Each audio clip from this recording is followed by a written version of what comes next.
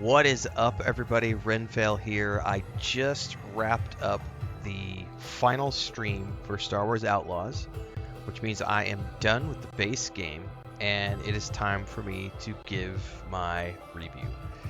I had a lot of fun with this. It was a very enjoyable experience. I love the fact that once we finish the game, we still get to go out and explore the game world. So all of these quests that I didn't finish, all this intel, the Sabacc journey, meeting Lando Calrissian, which are things I did not do in my initial playthrough. All of those are things that I still get to go do, even though the main storyline's over. And I appreciate games that let you continue to explore after the fact. I really like that because now I can continue my smuggler journey at my own pace. I've got lots of things to still do, lots of ways I can still customize my character. I have so many, like especially if you look at like the cosmetics for the game, I barely have access to any of these. I still have all of these are things that I could find in the game. As an example, just for my speeder. So there's still a lot of runway left to play. So let's talk about a few things. First and foremost, my playthrough was around 50 hours. I don't have an actual count at the moment because I literally went from the final stream into this. I think I'm between 45 and 50. I don't know the exact count at the moment. I believe I'm closer to 50. I would say that this has been one of the best Star Wars games I've played in a very long time. It's obviously very different from Jedi Fallen Order and Jedi Survivor, which I love for different reasons, because Cal Kestis is an awesome character and I love the lightsaber and the Force and everything else. But this was so nice to be able to jump into a different character who played the smuggler. And I've done a lot of videos on Star Wars Outlaws leading up to this point. We've got my thoughts on space exploration. I've done an early thoughts video. I've done discussions about how I think they nailed the aesthetic and everything else. So let's talk about the review for the game.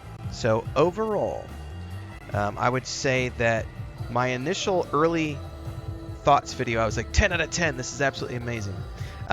Most of that still holds true, but there were some things over time that, as is natural with any game that you're going to spend 50 hours in, things that I began to notice as we got deeper into the game. I still think it is an excellent game. I would give this an 8.5 out of 10. However, there were a few things that took away from me. One is the lack of checkpoints in stealth missions. I think that the stealth missions were fine as a general rule. Once you get deep into the game, the first few stealth missions are really, really hard. Or at least I found them to be challenging on normal mode. But once you get used to the stealth system and you understand how the stealth system works, you start using Nix to your advantage, you start learning the playgrounds that you're in, you start learning how the alarm systems work, and you learn how to distract and the AI works. And then as you get better armor, like this armor set that I have, which I got for completing the Crimson Dawn faction immediately. Like, it was the first thing I did was I went and got my Crimson Dawn faction. Little things like that, because this was a stealth set of gear. Once I got this all together, the stealth missions became much easier. But I still really wish that there would have been more checkpoints in the stealth missions, because there were a handful of times when I would get 10 minutes into a mission and fail and have to go back and redo the past 10 minutes because I hadn't gotten to a checkpoint yet. That's definitely something that I think could use some quality of life attention. There was some performance hitching here and there, some texture popping. I think that that's just stuff that can be ironed out over time. We saw some stuff with the occasional mobs clipping through or being on top of something. And I had some crashes on the PS5 overall. Like I said, that took it from being a 10.10 in my early thoughts video down to an 8.5. Still excellent game. And I know that there are a lot of games still left to play this year, but as of this recording, Star Wars Outlaws has my Game of the Year vote. But I'm also very much aware of the fact that I'm a Star Wars fan before I'm a gamer. So this hit home for me because it was Star Wars, and it was peak Star Wars in the sense that it's Empire Strikes Back era.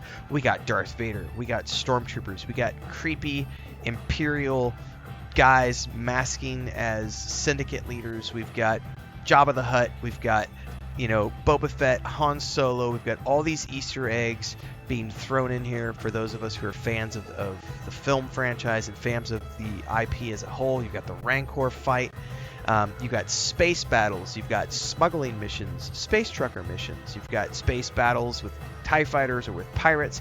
There's asteroid belts and nebulas. There's missions galore.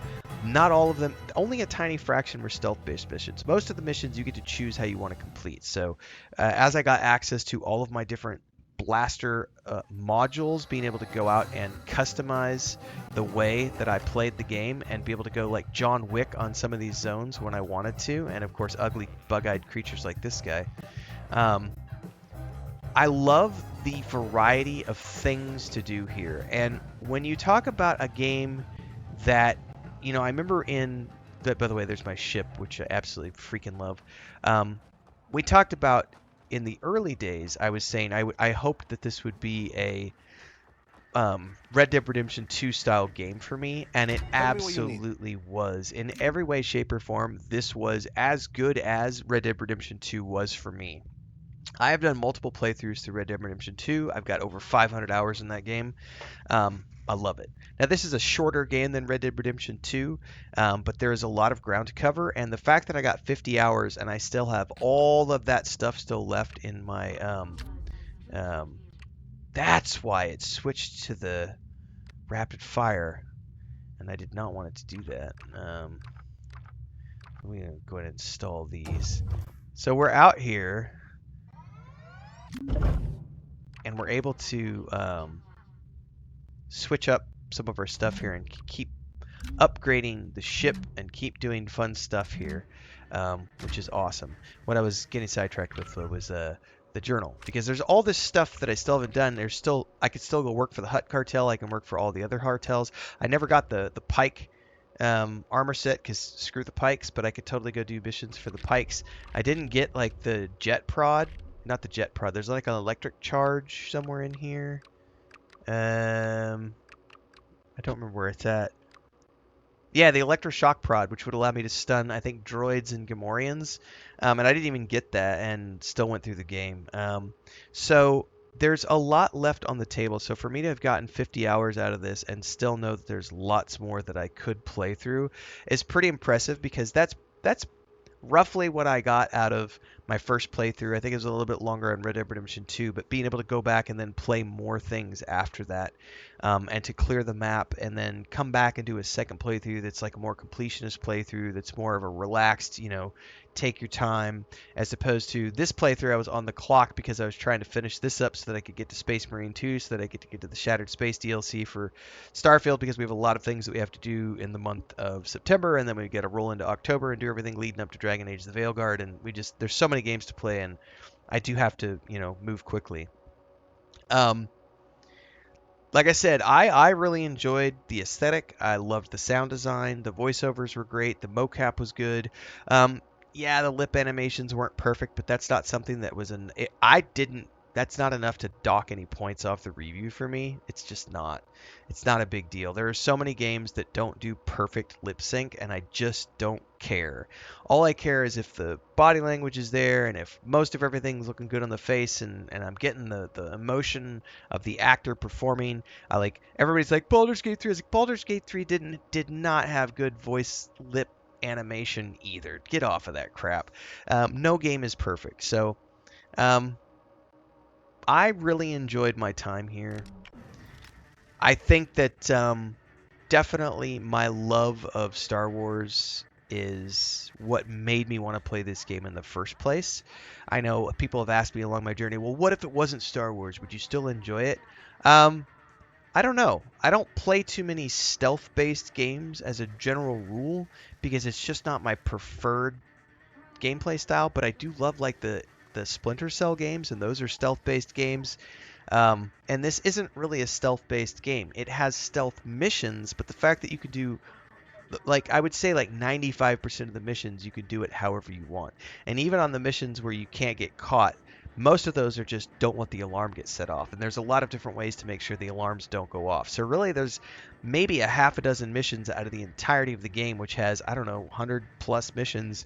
Only a handful of those are ones that are required that you just can't get caught at all. Like the one where you're running away from the droid towards the end of the game. Like you just can't get caught. And that's not a stealth mission. That's just a stay away from the droid mission because if he catches you, you're dead meat. Quick commercial break, everyone, to celebrate and give thanks to all of these amazing people who keep me on the air full time. Really appreciate the support. All you got to do is join as a member. You get access to private videos. You can also do super thanks on any upload or super chats and stickers on any live stream or premiere you see. And beyond that, don't forget we're multi-streaming over on Twitch now, so you can support over there as well. Thanks so much to everybody. Let's get back to the video at hand.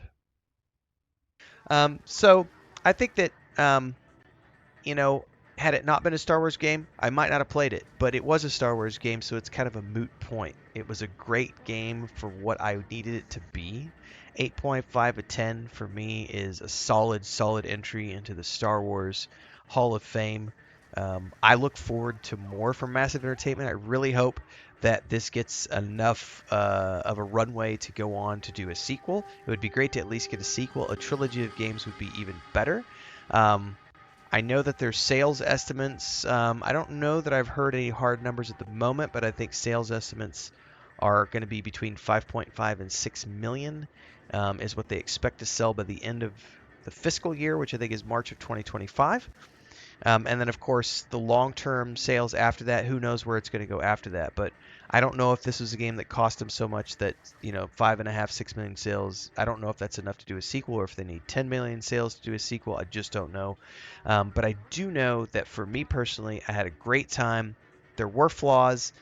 Most of the things that I saw were just launch issues, which I think if they smooth those out over time, fix the texture popping, fix the, excuse me, the NPC jank, with things, spawning in weird places. There was some AI, I guess, stuff as well that I saw, but and the crashing on the PS5, like those are all like performance related things and quality of life things that can be fixed with patches. If they were to iron out all of those things, this would become a 10 out of 10 game for me. Like I have no qualms saying that. I really loved my experience with this character. I think the actress who did K-Vest deserves a ton of praise for her performance. Everybody's performance in this game was spot on. Nix is absolutely an amazing little companion, and I can't wait to see more of him in hopefully future outings. Again, just genuinely a good time. I liked the combat. I loved the missions. I loved the storyline. The syndicate leaders were fun. I've seen some people who criticized the reputation system, which were like, ooh, it needed to be more impactful. It was exactly what they told us it was going to be. You were going to do this with the factions, and it was just going to be for vendors and specialty gear. And I know some people wanted more than that, but they never promoted it as anything other than what it was. So for me, Massive Entertainment, you got 2 thumbs up. I hope you do another one. I love this game. I can't wait to come back and do it again. Won't be anytime soon. I am going to be playing the rest of the little stuff over the next probably week or so to come just clear some of the things that I wanted to see off the map. I definitely want to see Sabak and go see Lando. And as I continue to see things, I will let you know. But in the meantime, I'm done with the playthrough. This is the review. There's still going to be a few days of Let's Play episodes coming out because I am about 25 to 30 episodes behind in terms of those episodes coming out in 30-minute increments. So for those of you who didn't get a chance to watch all the live streams, never fear, you'll be able to watch the Let's Play series as it continues to come out. And of course, if you want to stick around for all the other things I do, I play a ton of games. We're rolling into Space Marine 2 now next. And of course, you can always follow along on YouTube and Twitch for more information. And of course, Discord and all the socials. Until next time, everybody, stay safe, happy gaming, may the Force be with you.